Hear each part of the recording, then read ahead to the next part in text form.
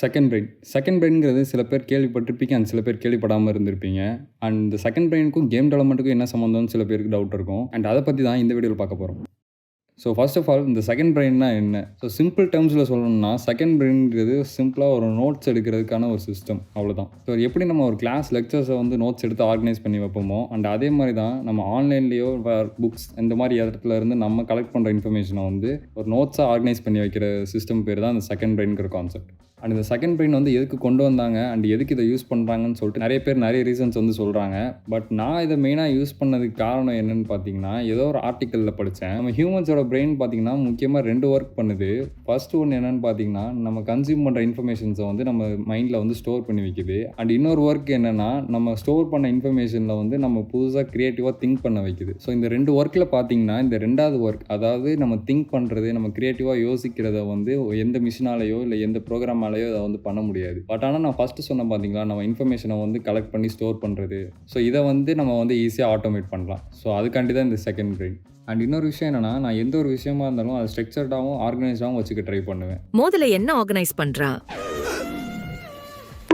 So okay, இந்த இன்ஃபர்மேஷனை store பண்ணுறது அந்த செகண்ட் பிரெயின் இதெல்லாம் ஓகே. பட் இதுக்கும் இந்த கேம் டெவலப்மெண்ட்டுக்கு என்ன சம்மந்தம் அப்படின்னு கேட்டிங்கன்னா, இந்த வீடியோ பார்க்குற எல்லாருமே ஒரு சோலோ டெவலப்பராக தான் இருக்க வாய்ப்பு இருக்குது. ப்ரோக்ராமிங்காக இருக்கட்டும், ஆர்ட்ஸாக இருக்கட்டும், மியூசிக்காக இருக்கட்டும், அண்ட் இந்த மாதிரி எல்லா ஆஸ்பெக்ட்லையும் நீங்கள் தான் உங்கள் கேமில் ஒர்க் பண்ண போகிறீங்க. அண்ட் இந்த எல்லா வேலையும் நீங்கள் தான் மேனேஜ் பண்ண போகிறீங்க. அப்படி இருக்கப்போ நீங்கள் வந்து நிறைய விஷயம் கற்றுப்பீங்க அண்ட் நிறைய விஷயத்தை வந்து கன்சியூம் பண்ணுவீங்க.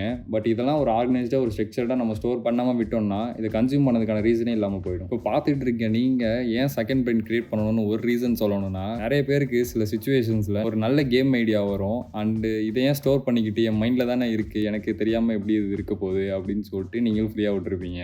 அண்ட் அப்புறம் என்ன நடந்திருக்குன்னு உங்களுக்கே தெரிஞ்சிருக்கும்.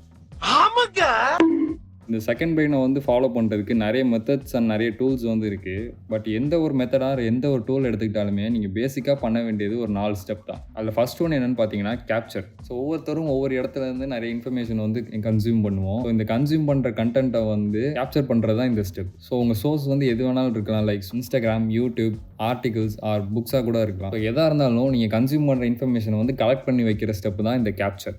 ஸோ நெக்ஸ்ட் ஸ்டெப் என்னென்னு பார்த்தீங்கன்னா ஆர்கனைஸ். அதாவது நம்ம கலெக்ட் பண்ண எல்லா இன்ஃபர்மேஷனையும் ஒரு ஆர்கனைஸ்ட் ஆர் ஸ்ட்ரக்சர்டு ஃபார்மெட்டில் வந்து ஸ்டோர் பண்ணுறது பேர் தான் ஆர்கனைஸ். ஸோ நெக்ஸ்ட் ஸ்டெப் என்னென்னு பார்த்தீங்கன்னா டிஸ்டில். அண்ட் இந்த ஸ்டெப்பில் தான் நம்ம கலெக்ட் பண்ண இன்ஃபர்மேஷனை வந்து ஃபில்டர் அவுட் பண்ணணும். அதாவது நம்ம கன்சியூம் பண்ண கண்டென்ட்லேருந்து நம்ம கேப்சர் பண்ண விஷயம் பார்த்திங்கன்னா நிறைய விஷயத்தை கேப்சர் பண்ணியிருப்போம். அண்ட் அதில் பார்த்திங்கன்னா முக்கியமாக நல்ல தேவையில்லாத இன்ஃபர்மேஷன்ஸும் நிறையா இருக்கும். எதெல்லாம் நம்மளுக்கு முக்கியமான பாயிண்ட்ஸ் அண்ட் எதெல்லாம் நம்மளுக்கு தேவைப்படும் அண்ட் எதெல்லாம் நம்ம ஃப்யூச்சரில் வந்து யூஸ் ஆகும்னு நினைப்போமோ அண்ட் அதை மட்டும் ஃபில்டர் அவுட் பண்ணுறது தான் இந்த distil step. And last step தான் பார்த்திங்கன்னா எக்ஸ்பிரஸ். ஸோ இந்த ஸ்டெப்பில் தான் நம்ம இது வரைக்கும் பண்ண எல்லா ப்ராசஸோட ரிசல்ட்ஸ் வந்து தெரிய போகுது.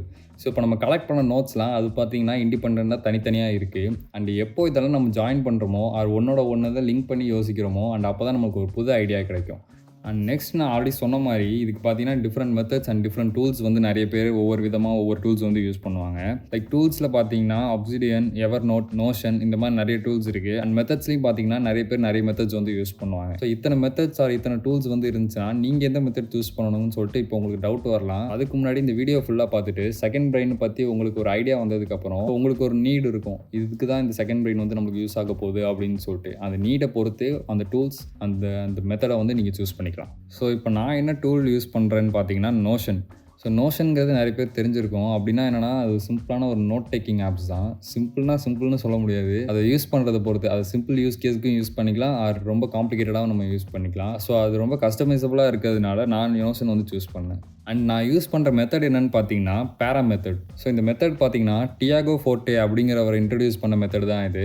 ஸோ அவர் வந்து இதை பற்றி ஒரு புக்கே ரைட் பண்ணியிருக்காரு, பில்டிங் யுவர் செகண்ட் பிரெயின் அப்படின்னு சொல்லிட்டு. ஸோ இதை பார்த்து நீங்கள் கொஞ்சம் இன்ட்ரெஸ்ட் ஆகிட்டீங்க, இதை பற்றி இன்னும் தெரிஞ்சுக்கணும்னு ஆசைப்பட்டீங்கன்னா அவர் சேனல் அண்ட் அவர் புக்கை வந்து நீங்கள் ரீட் பண்ணலாம். எப்படி நான் முன்னாடி ஒரு கோடுன்னு ஒரு ஃப்ரேம் ஒர்க் சொன்னனோ அதே மாதிரி தான் இந்த பேரா மெத்தடும் ஒரு அப்ரிவேஷன் தான். அதில் ஃபஸ்ட் ஒன்று என்னென்னு பார்த்தீங்கன்னா ப்ராஜெக்ட்ஸ். இந்த ப்ராஜெக்ட்டுங்கிறது நம்ம ஆக்டிவாக நம்ம ஒர்க் பண்ணிக்கிட்டு இருக்க ஏதோ ஒரு விஷயம், அந்த விஷயம் என்ன வேணாலும் இருக்கலாம். ஸோ அது வந்து ஒரு ட்ரிப்பை பிளான் பண்ணுறதா இருக்கலாம், ஆர் நீங்கள் ஒரு ஒர்க்கை வந்து சர்டன் டெட்லைனுக்குள்ளே நீங்கள் கம்ப்ளீட் பண்ணணும்னு வச்சுருக்க ஒர்க்கு. ஸோ ஒரு லிமிட்டடான டைமுக்குள்ளே கம்ப்ளீட் பண்ணுற விஷயத்தை தான் நம்ம ப்ராஜெக்ட்ஸ்னு வந்து சொல்கிறாங்க. அண்ட் நெக்ஸ்ட் என்னென்னு பார்த்தீங்கன்னா ஏரியாஸ். இந்த ஏரியாஸ்ங்கிறது ப்ராஜெக்ட் மாதிரியே தான். பட் ஆனால் ஏரியாஸ்க்கும் ப்ராஜெக்ட்ஸ்க்கு என்ன வித்தியாசம்னா, ஏரியா வந்து ஒரு ப்ராடரான ரெப்ரசன்டேஷனில் இருக்கும். ஸோ இது 2த்துக்கும் என்ன வித்தியாசம்னு பார்த்தீங்கன்னா, ஃபார் எக்ஸாம்பிள் இப்போ நான் ஒரு இன்டர்ன்ஷிப்க்கு போகணும்னு நான் பிளான் பண்ணுறேன்னா, அதை வந்து நான் ப்ராஜெக்ட்டாக கிரியேட் பண்ணுவேன். அண்ட் அந்த இன்டர்ன்ஷிப்புங்கிற ப்ராஜெக்ட் பார்த்தீங்கன்னா, ஒரு ப்ராடரான டேர்மில் பார்த்தீங்கன்னா, என் கரியருங்கிற ஒரு ஏரியா கீழே வரும். அண்ட் அடுத்தது என்னன்னு பார்த்தீங்கன்னா, ரிசோர்ஸஸில் தான் பார்த்தீங்கன்னா, அந்த ப்ராஜெக்ட்ஸ் பற்றியோ நீங்கள் ஒர்க் பண்ணுற ஏரியாவை பொறுத்தோ அதுக்கு பற்றின இன்ஃபர்மேஷன்ஸை வந்து ஒரு ஸ்டோர் பண்ணுற இடம் தான் இந்த ரிசோர்ஸஸ். ஸோ நெக்ஸ்ட்டு பார்த்தீங்கன்னா ஆர்கைவ்ஸ். ஸோ ஆர்கைவ்ஸ் தான் எல்லாருக்கும் தெரிஞ்ச மாதிரி இந்த அவுடேட்டடான ப்ராஜெக்ட்ஸ், ஏரியாஸ், ரிசோர்ஸஸ். ஸோ அது ஒன்று கம்ப்ளீட் ஆகிருக்கும் இப்போ இரலவெண்ட்டாக இருக்கும் அப்படிங்கிற ப்ராஜெக்ட்ஸ் இப்போ நம்மளுக்கு கரண்ட்டாக ஃபியூச்சரில் வந்து தேவைப்படாத விஷயம்லாம் இருந்துச்சுன்னா அதை நம்ம ஆர்கைவ்ஸில் வந்து மூவ் பண்ணிக்கலாம். இது வந்து ரொம்ப பாப்புலரான மெத்தட். நிறைய பேர் இந்த மெத்தட் வந்து யூஸ் பண்ணுவாங்க. பட் நான் முன்னாடி சொன்ன மாதிரி எல்லா மெத்தடும் எல்லாருக்கும் சூட்டபுளாக இருக்காது. அண்ட் அதே மாதிரி தான் இந்த மெத்தட்லேயும் எனக்கு ஒரு பிரச்சனை இருக்குது. என்னென்னு பார்த்தீங்கன்னா, நான் ஆல்ரெடி சொன்ன மாதிரி நம்ம தனித்தனியாக ஒரு நோட்ஸ் கிரியேட் பண்ணி வச்சிருந்தாலும் அது ரெண்டையும் ஒன்றா லிங்க் பண்ணும்போது தான் நம்மளுக்கு புது ஐடியாஸ் வந்து நம்மளுக்கு பான் ஆகும். பட் ஆனால் இந்த மெத்தடில் பார்த்தீங்கன்னா, இந்த ப்ராஜெக்ட்ஸ், ஏரியாஸ், ரிசோர்ஸஸ்ங்கிறது ஒரு இண்டிபெண்டான ஃபோல்டர் மாதிரி ட்ரீட் பண்ணுறாங்க. ஸோ அதனால ஒரு பிரச்சனையும் இல்லை. நான் இது எனக்கு ஏற்ற மாதிரி மாடிஃபை பண்ணிக்கிட்டேன். அதாவது இந்த ப்ராஜெக்ட்ஸ், ஏரியாஸ் அப்படிங்கிறத வந்து நான் ஒரு இண்டிபெண்டன்ட் ஃபோல்டர்ஸாகவும் பார்க்காம இதை வந்து ஒரு ஹைரார்கிக்கல் ஃபார்மில் வந்து இதை கொண்டு வர ட்ரை பண்ணேன். ஸோ இப்போ என் செகண்ட் பிரெயின் டூர் பார்க்கலாம். ஸோ இதான் அந்த டேஷ்போர்ட். இப்படி தான் இருக்கும். ஸோ இதில் பார்த்தீங்கனாலே தெரியும், இதில் சில டிஃப்ரெண்ட் ஏரியாஸ் வந்து இருக்குது. ஸோ லெஃப்ட் சைடில் பார்த்தீங்கன்னா குயிக் ஆக்ஷன்ஸ்னு சொல்லிட்டு ஒரு 4 பட்டன் இருக்குது. அதாவது quick note, new project, new area, new resources. Already சொன்ன மாதிரி இந்த ப்ராஜெக்ட்ஸ், ஏரியா, ரிசோர்ஸஸ் இந்த ஃபார்மெட்டில் தான் நான் இதை வந்து க்ரியேட் பண்ணியிருக்கேன். ஸோ அதான் பேர்லேயே இருக்க மாதிரி இது வந்து ஒரு குயிக்காக ஒரு நோட் க்ரியேட் பண்ணோம். அண்ட் இதை வந்து புதுசாக ப்ராஜெக்ட் க்ரியேட் பண்ணுறதுக்கு, புதுசாக ஒரு ஏரியா க்ரியேட் பண்ணுறதுக்கோ, புதுசாக ஒரு ரிசோர்ஸஸ் க்ரியேட் பண்ணுறதுக்கோ இந்த பட்டன்ஸ்லாம். அண்ட் கீழே பார்த்தீங்கன்னா கண்டென்ட்ஸ்னு சொல்லிட்டு அதே மாதிரி projects, areas, resources and archives தான் இருக்கும். ஸோ இதெல்லாம் பார்த்தீங்கன்னா இந்த நான் க்ரியேட் பண்ணுற ப்ராஜெக்ட்ஸ் அண்ட் ஏரியாஸ் வந்து ஸ்டோர் பண்ணுறதுக்கான ஒரு டேட்டா பேஸ். அண்ட் இந்த சென்டரில் பார்த்தீங்கன்னா நான் ரீசெண்டாக க்ரியேட் பண்ண ப்ராஜெக்ட்ஸ் அண்ட் நான் ரீசெண்டாக க்ரியேட் பண்ண ரிசோர்ஸஸ்லாம் இதில் இருக்குது. அண்ட் கீழே பார்த்தீங்கன்னா இப்போ ஆக்டிவாக இருக்க ஏரியாஸ்லாம் இருக்குது. ஸோ நான் ஆல்ரெடி சொன்ன மாதிரி இப்போ பார்த்தீங்கன்னா நான் மல்டிபிள் ஏரியாஸ் வந்து க்ரியேட் பண்ணி வச்சுருக்கேன். அதாவது இப்போ நான் கேம் ஸ்டுடியோ ஸ்டார்ட் அப்னு ஒன்று வச்சுருக்கேன், யூடியூப் சேனல் வச்சுருக்கேன், அண்ட் என்னோட finances and N career. And இதில் பார்த்தீங்கன்னா நான் ஆக்டிவாக ஒர்க் பண்ணுற ஏரியாஸ்லாம் அதில் லிஸ்ட் பண்ணி வச்சுருக்கேன். அண்ட் இந்த ஒரு ஏரியாவை ஓப்பன் பண்ணோம்னா இந்த ஏரியாஸ்குள்ளே பார்த்தீங்கன்னா ரிலேட்டட் ப்ராஜெக்ட்ஸ் அண்ட் ரிலேட்டட் ரிசோர்ஸஸ்னு வந்துருக்கும். ஸோ நம்ம இதை கிளிக் பண்ணி நான் எந்த ப்ராஜெக்ட்ஸ் இதோட லிங்க் பண்ணணும்னு ட்ரை பண்ணணும், அந்த ப்ராஜெக்ட்டை வந்து நான் லிங்க் பண்ணுவேன். இப்போ ஃபார் எக்ஸாம்பிள் இதில் legal compliances of video game company in India அப்படின்னு ஒரு ப்ராஜெக்ட் வந்து க்ரியேட் பண்ணியிருக்கேன். நான் ஆல்ரெடி போன வீடியோவில் சொல்லியிருப்பேன் இந்த மாதிரி நான் இதை வந்து ஒரு ஃபுல் டைமாக பார்க்குறதுக்கு ட்ரை பண்ணிட்டுருக்கேன்னு சொல்லிட்டு. அண்ட் அதை நான் பண்ணணும்னா லீகலாக நான் என்னென்னலாம் ஃபாலோ பண்ணணும் அப்படிங்கிற விஷயத்தை வந்து நான் தெரிஞ்சுக்கணும்னு ஆசைப்பட்டேன். ஸோ அதை வந்து ஒரு புது ப்ராஜெக்டாக க்ரியேட் பண்ணி வச்சுருக்கேன். அண்ட் இதில் பார்த்தீங்கன்னா சில கீழே பார்த்தீங்கன்னா நோட்ஸ்ன்னு இருக்கும். ஸோ அந்த நோட்ஸில் பார்த்தீங்கன்னா இந்த ப்ராஜெக்ட்ஸ் ரிலேட்டடான ரோட்ஸ் எல்லாம் நான் அதில் வந்து ஆட் பண்ணிப்பேன். இப்போ for example article on legal consideration of gaming அப்படின்னு சொல்லிட்டு இப்போ ஒரு நோட்ஸ் வந்து க்ரியேட் பண்ணியிருக்கேன். அண்ட் அந்த நோட்ஸ்குள்ளே போனேன்னா அந்த ஆர்டிக்கல் பற்றின லிங்க் வந்து இதில் இருக்கும். ஸோ அதை நான் லிங்க்கை கிளிக் பண்ணி நான் அதை பற்றின பாயிண்ட்ஸ் வந்து பார்த்துப்பேன். இப்போ ஃபார் எக்ஸாம்பிள் நான் இப்போ கிளாஸ்லேயோ வெளியோ எங்கேயோ இருக்கேன். அப்போ வந்து நான் திடீர்னு ஒரு இன்ஃபர்மேஷன் ஒரு கண்டென்ட்டை வந்து எனக்கு ஃபியூச்சரில் யூஸ்ஃபுல்லாக இருக்கும் அப்படின்னு நான் நினைக்கிறேன்னா அதை எப்படி ஸ்டோர் பண்ணுவேன்னா, இங்கே குயிக் நோட்னு ஒரு ஆப்ஷன் இருக்கா, அந்த ஆப்ஷன் கிளிக் பண்ணால் ஒரு நியூ நோட் வந்து குயிக்காக எனக்கு க்ரியேட் ஆயிரும். அண்ட் இந்த நோட்டை வந்து நான் நேம் பண்ணி வச்சுக்கலாம். அண்ட் ரீசெண்டாக பார்த்தீங்கன்னா நான் ஆர்பிஜி கேம்ஸை பற்றி நிறைய தெரிஞ்சுக்கணும்னு நான் க்யூரியஸாக இருக்கேன். அண்ட் அப்படி பார்க்கும்போது தான் டிஸ்கோ எலிசியம்னு ஒரு கேம் வந்து கண்டுபிடிச்சிருக்கேன். அந்த கேம் வந்து எனக்கு ரொம்ப பிடிச்சிருக்கு. அண்ட் அதை பற்றி நான் ஃபியூச்சரில் ஒரு வீடியோ பண்ணலான்னு இருக்கேன். இப்போ ஃபார் எக்ஸாம்பிள் அந்த கேமை பற்றின ஒரு இன்ஃபர்மேஷன் வந்து எனக்கு கிடச்சிருக்குன்னு வச்சுப்போம். இப்போ அதை பற்றி நான் அதை வந்து ஸ்டோர் பண்ண போகிறேன். இப்போ ஃபார் எக்ஸாம்பிள் நான் டிஸ்கோ எலிசியம்னு சொல்லிட்டு ஒரு புது நோட் வந்து க்ரியேட் பண்ணிட்டேன். ஸோ இப்போயே நான் எல்லாத்தையும் ஆர்கனைஸ் பண்ணி எல்லாம் அந்த ஃபுல் ஸ்ட்ரக்சராக கொண்டு வரணும்னு எந்த அவசியமும் இல்லை. ஸோ நான் இதை பற்றி க்ரியேட் பண்ணிட்டேன். அண்ட் அந்த பாயிண்ட்ஸ்லாம் நான் இங்கே டைப் பண்ணி வச்சுக்கலாம்.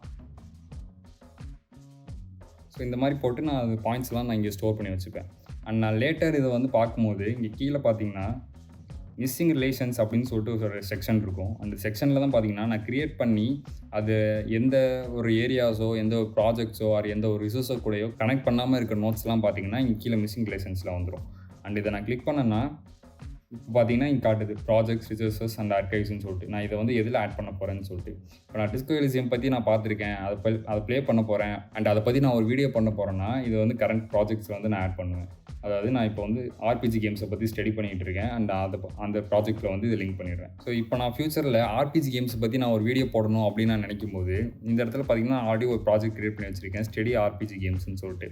அண்ட் இதை ஓப்பன் பண்ணேன்னா ஸோ இதை அதை பற்றின நோட்ஸ்லாம் இதில் இருக்கும். அதாவது இப்போ பார்த்தீங்கன்னா நான் க்ரியேட் பண்ண டிஸ்கோ எலிசியம்ங்கிற நோட்ஸ் வந்து இங்கே வந்துருச்சு. ஸோ இந்த மாதிரி ஒவ்வொரு நோட்ஸும் ஒவ்வொரு இன்ஃபர்மேஷனும் ஒன்றா இன்டர் கனெக்டடாக இருக்கும் அதை நான் தேடி கண்டுபிடிக்கிறதுக்கும் எனக்கு யூஸ்ஃபுல்லாக இருக்கும். நான் ஃப்யூச்சரில் அதை பார்க்கவும் எனக்கு ரொம்ப ஹெல்ப்ஃபுல்லாக இருக்கும். ஸோ இதான் என் செகண்ட் பிரெயின். ஸோ இதை நீங்கள் பார்த்ததுக்கப்புறம் நீங்கள் இதுலேருந்து என்ன டேக்அவேஸ் எடுத்துக்கணும்னா, நான் சொன்ன மாதிரி ஒவ்வொரு மெத்தட் ஒவ்வொருத்தருக்கு சூட்டபுளாக இருக்கும். ஸோ அதனால் எந்த ஒரு மெத்தடாக இருந்தாலுமே நீங்கள் அதை பிளைண்டாக நீங்கள் ஃபாலோ பண்ணணும்னு அவசியம் இல்லை. உங்களுக்கு எது யூஸ்ஃபுல்லாக இருக்கோ அதை நீங்கள் ஃபாலோ பண்ணலாம். அண்ட் இதில் இன்னும் ரொம்ப ரொம்ப முக்கியமான விஷயம் என்னென்னா, இதை நீங்கள் காம்ப்ளிகேட் பண்ணிக்கவே கூடாது. ஸோ இப்போ என் மெத்தடை பார்த்ததுக்கப்புறம் சிம்பிளாக ஃபோனில் நோட்ஸ் எடுக்கிறதுக்கு பதிலாக இவ்வளோ பெருசாக காம்ப்ளிகேட் பண்ணிட்டுருக்கேன்னு நினைக்கலாம். அண்ட் அப்படி நினச்சிங்கன்னா இந்த மெத்தட் கண்டிப்பாக உங்களுக்கானது இல்லை. ஏன்னா இதோட மெயின் கோலே என்னென்னு பார்த்தீங்கன்னா, நம்ம கன்சியூம் பண்ணுற இன்ஃபர்மேஷனை ஒரு ஆர்கனைஸ்டாக ஸ்டோர் பண்ணி வச்சு அண்ட் நம்ம தேவைப்படுற நேரத்தில் ஈஸியாக ஆக்சஸ் பண்ணணுங்கிறதுக்காண்டி தான் இதோட மெயின் மோட்டிவே. அண்ட் நீங்கள் என் ப்ராஜெக்ட்ஸில் பார்த்துருக்கலாம், சின்ஸ்பயர்னு நான் ஒரு ப்ராஜெக்ட் கூட க்ரியேட் பண்ணவே இல்லை அப்படின்னு சொல்லிட்டு. ஏன்னா நான் அந்த சின்ஸ்பயர் ப்ராஜெக்ட்டை வந்து மேனேஜ் பண்ணுறதுக்கு வேறு ஒரு டூல் யூஸ் பண்ணிகிட்டு இருக்கேன். அண்ட் அதை தான் நெக்ஸ்ட் வீடியோவில் ஷேர் பண்ண போகிறேன். இல்லை இந்த வாட்டி நெக்ஸ்ட் கண்டிப்பாக அந்த வீடியோ வந்துடும். டாடா, பாய்.